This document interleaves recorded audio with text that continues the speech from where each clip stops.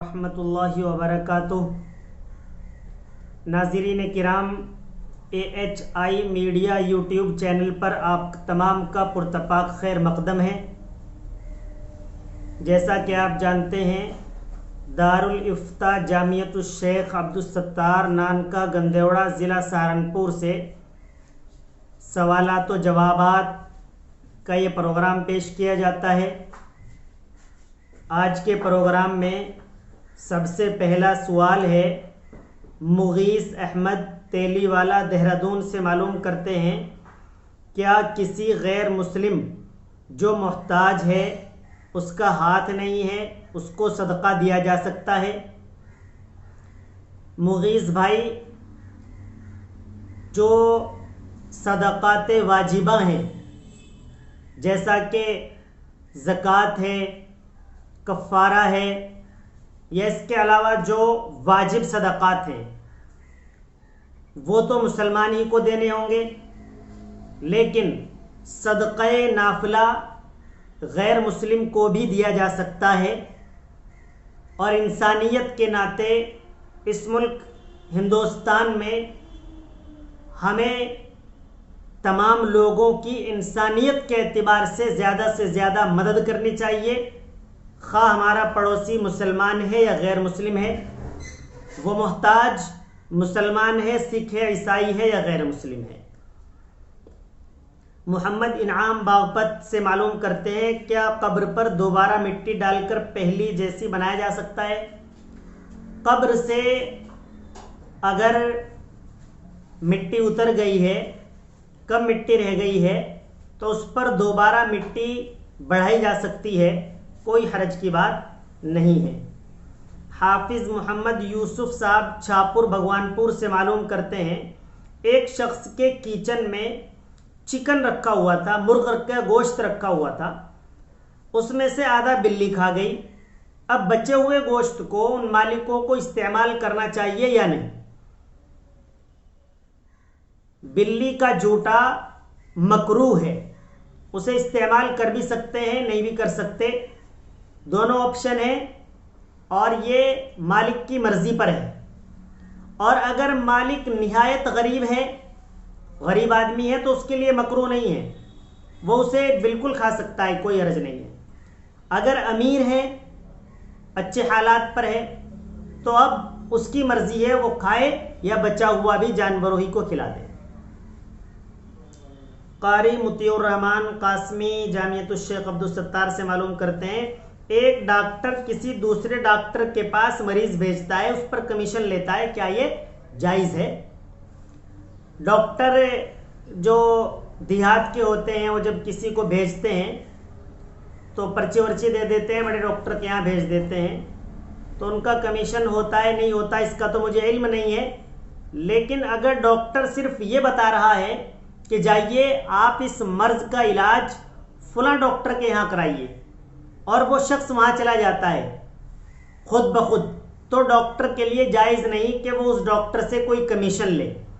ہاں، اگر وہ ڈاکٹر ساتھ چل کر جاتا ہے، ایڈمٹ کراتا ہے، اس میں کچھ محنت کرتا ہے، تو اس کے لیے جائز ہے کہ وہ اس میں سے کچھ کمیشن لے سکتا ہے۔ ایک بھائی کا سوال ہے کہ ایک آدمی نے ساری زندگی نماز نہیں پڑھی، کوئی فرض، واجب، نفل، سنت کبھی سجدہ نہیں کر کے دیکھا، کسی نے اس کو نماز پڑھتے ہوئے دیکھا ہی نہیں۔ یہ بلند شہر سے عرفان بھائی کا سوال ہے کہ پوری زندگی نماز نہیں پڑھی، تو کیا اب اس کی نماز جنازہ پڑھی جائے گی؟ دیکھیے عرفان بھائی، نماز جنازہ کے لیے ساری زندگی نماز پڑھنا ضروری نہیں ہے، وہ مسلمان ہے، اس کی نماز جنازہ پڑھنے کے لیے یہی کافی ہے، اس کی نماز جنازہ پڑھی جائے گی۔ اس نے نماز نہیں پڑھی، وہ اللہ تبارک و تعالیٰ کا اور اس کا معاملہ ہے، اللہ تبارک و تعالیٰ اس سے سوال کریں گے۔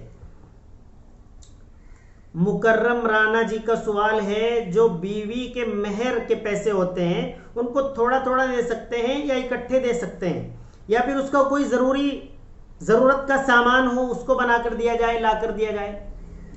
دیکھیے مکرم بھائی، مہر کی دو قسمیں ہیں، مہر معجل اور مہر مؤجل۔ اگر نکاح کے وقت طے ہوئی ہے مہر معجل، تو مہر فوراً ادا کر دینی چاہیے، اس کا وقت فوراً ہے۔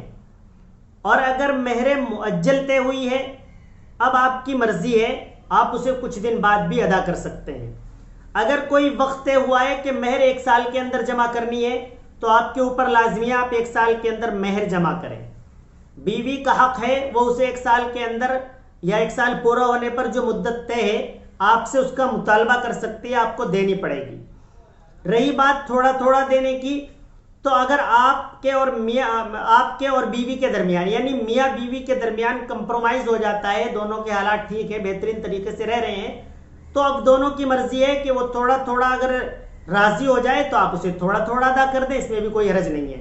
ایک آپ کا سوال یہ تھا کہ اسے ضرورت کا کوئی سامان بنوا کر دے دیا جائے، تو کبھی کبھی نکاح کے وقت بھی طے ہوتا ہے کہ 1 تولہ سونا، 1.5 تولہ سونا، 20 تولے چاندی، 30 تولے چاندی، اس طرح کی اگر طے ہو رہی ہے تو یہ چیز بھی اس میں دی جا سکتی ہے۔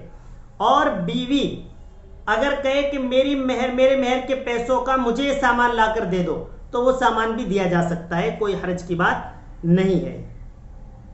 محمد ساجد سہارنپور سے معلوم کرتے ہیں مسجد کے باہر فولڈنگ ڈالی ہوئی ہے، اس میں غیر مسلم بھی پیسے ڈال دیتے ہیں اور ایسے مسلمان بھی پیسے ڈال دیتے ہیں جن کا مال مشتبہ ہے، جو غیر قانونی کام کرتے ہیں، جو 2 نمبر کا کام کرتے ہیں، شریعت کے اعتبار سے ناجائز اور حرام کاروبار جن کا ہے۔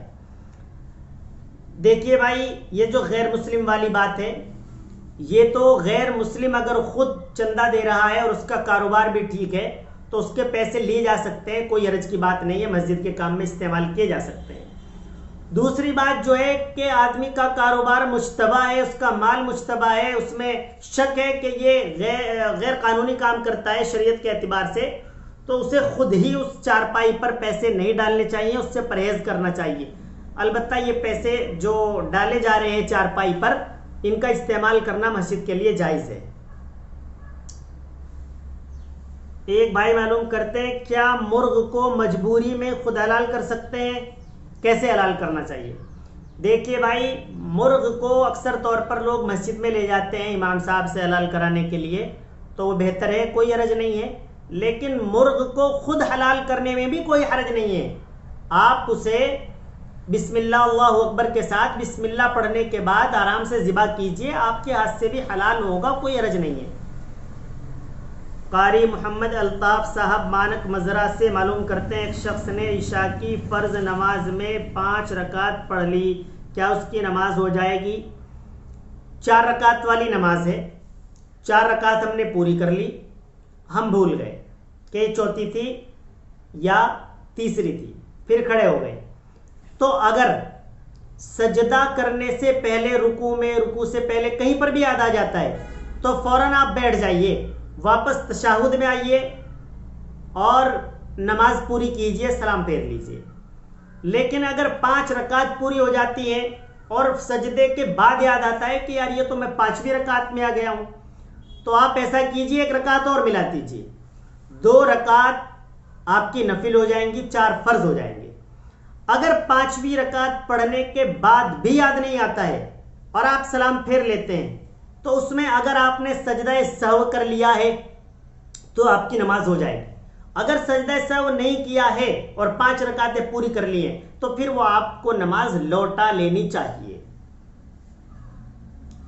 محمد ساجد سہارنپور سے معلوم کرتے ہیں امام کی تنخواہ کے علاوہ امام کے کپڑے، بیماری، شادی وغیرہ یہ بھی مقتدیوں کے ذمہ ہے یا نہیں؟ دیکھیے بھائی، جہاں تک بھی ہماری یہ بات پہنچ رہی ہے، ناظرین کرام بہت غور کیجئے کہ جو ہمارے ائمہ کرام ہیں یہ ہمارے سر کے تاج ہیں، یہ نبی کریم صلی اللہ علیہ وسلم کے مقام پر کھڑے ہو کر آپ کو نماز پڑھاتے ہیں، امام ہیں یہ ہمارے، تو ان کا ہمیں ادب احترام کے ساتھ ساتھ ہر چیز کا خیال رکھنا چاہیے۔ ان کی تنخواہوں میں صحیح سے صحیح آپ کو دینی چاہیے۔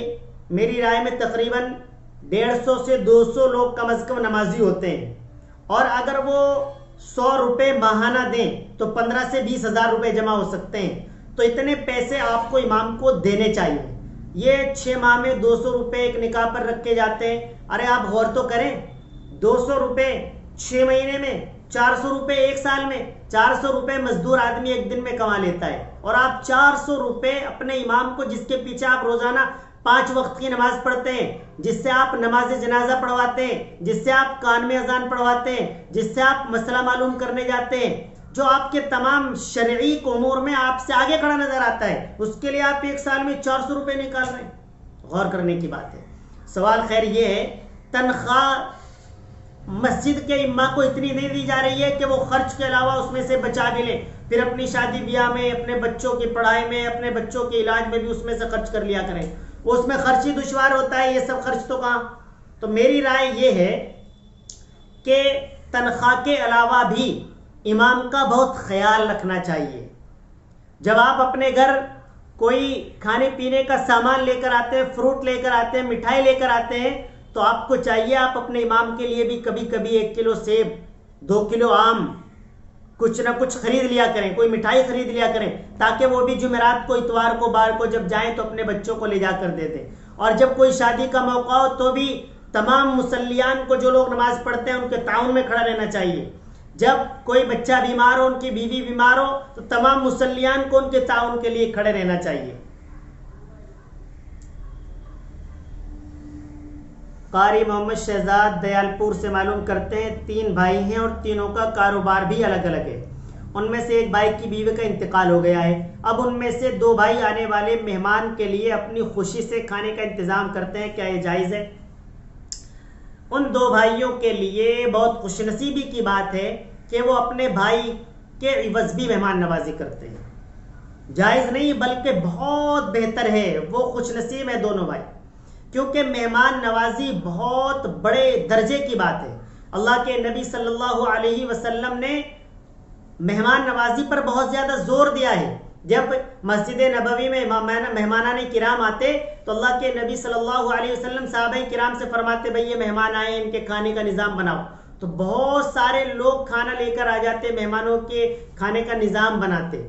آپ سنتے ہیں حضرات صحابہ کرام کے واقعات کہ جب اللہ کے نبی صلی اللہ علیہ وسلم نے فرمایا، بھئی یہ مہمان ہے، کون اپنے گھر لے جائے گا؟ ایک صحابی کھڑے ہوئے، اللہ کے نبی میں لے جاؤں گا. وہ لے گئے. لے جانے کے بعد وہاں بیوی سے معلوم کیا، اللہ کے نبی کے یہاں سے مہمان کو لے کر آئے ہوں، کھانے کا نظام ہے؟ تو بیوی نے بتایا کھانا صرف ایک آدمی کا ہے. آج میں سوچ رہی تھی کہ ہم دونوں فاقہ کر لیں گے، بچوں کو تھوڑا تھوڑا کھانا دے کر سلا دیں گے، لیکن کوئی بات نہیں، مہمان آیا ہے تو ہم یہ کھانا مہمان کو کھلا دیتے ہیں، ہم فاقہ کر لیتے ہیں اور بچوں کو میں بہلا پھسلا کر سلا دوں گی. اب ایک مسئلہ ادھر پیش ہوا کہ جب مہمان کھانا کھائے گا وہ آپ کو بھی بولے گا کہ آپ بھی کھانا کھائیے. آپ کھانا کھائیں گے تو اس کے پاس کم رہ جائے گا. اس کا بھی ایک طریقہ تلاش کیا کہ جو چراغ جلا ہوا ہوگا، میں آپ سے کہوں گا کہ آپ آئیں، اپنے بیوی سے میں کہوں گا کہ آپ آئیں اور یہ چراغ جو ہے نا اس کو تھوڑا بڑھا دیں، اس کی بتی کو بڑھا دیں. آپ آنا اور بتی بڑھانے کے بہانے اسے بند کر دینا، گل کر دینا. چنانچہ ایسا ہی ہوا. اس وقت پردے کا حکم نہیں آیا تھا. ان کی بیوی آئی، چراغ گل کر دیا. کہنے لگے بھائی پڑوس سے روشنی مانگ لو. تو کہنے لگے کیا پڑوسیوں کو پریشان کریں گے؟ پھر مہمان نے کہا چلو بھائی کھانا کھا لیتے ہیں اندھیرے میں، کوئی حرج کی بات نہیں ہے. تو میزبان بغیر کھانا کھائے منہ کو ہلاتا رہا، آواز نکالتا رہا کہ مہمان کو یہ محسوس ہو کہ میزبان کھانا کھا رہا ہے. مہمان نے پورا کھانا کھا لیا. اللہ کے نبی صلی اللہ علیہ وسلم نے خواب میں دیکھا اور صبح کو اس بات کا ذکر کیا کہ اتنے خوش نصیب لوگ ہیں جو مہمانوں کی مہمان نوازی کرتے ہیں. محمد ساجد صاحب بھراوڑ سے معلوم کرتے ہیں جھوٹ سے خیر و برکت آتی ہے یا جاتی ہے؟ نعوذ باللہ ثم نعوذ باللہ. جھوٹ سے تو خیر و برکت دور دور چلی جاتی ہے. جھوٹ بول کر کماتے ہیں، روز مرہ جھوٹ کو اپنا شیوا کے بنائے ہوئے ہیں. آج کل صبح سے شام تک فون پر بغیر فون کے بہت لوگ بہت زیادہ جھوٹ بولتے ہیں. اس سے ہمیں پرہیز کرنا چاہیے. واقعی اس سے گھروں میں برکت نہیں آتی ہے، جھوٹ سے نحوست آتی ہے، خیر و برکت دور چلی جاتی ہے. اخیر سوال ہے محمد حارث نرپڑا باغپت سے معلوم کرتے ہیں قبر کی جانب انگلی سے اشارہ کر کے بتانا کہ قبر فلاں شخص کی ہے، کیا یہ جائز ہے؟ اس میں کوئی حرج کی بات نہیں ہے کہ یہ قبر فلاں آدمی کی ہے، فلاں بزرگ کی ہے، میری بہن کی ہے، میرے بھائی کی ہے، والد گرامی کی ہے. کوئی حرج کی بات نہیں ہے، انگلی سے اشارہ کر کے قبر کی جانب بتا سکتے ہیں.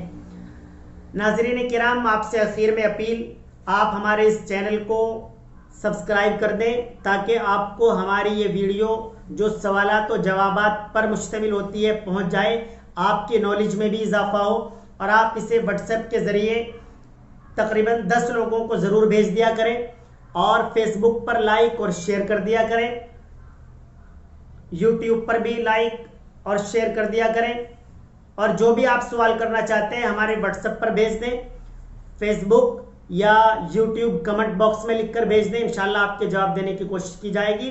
بہت شکریہ۔ السلام علیکم ورحمۃ اللہ وبرکاتہ۔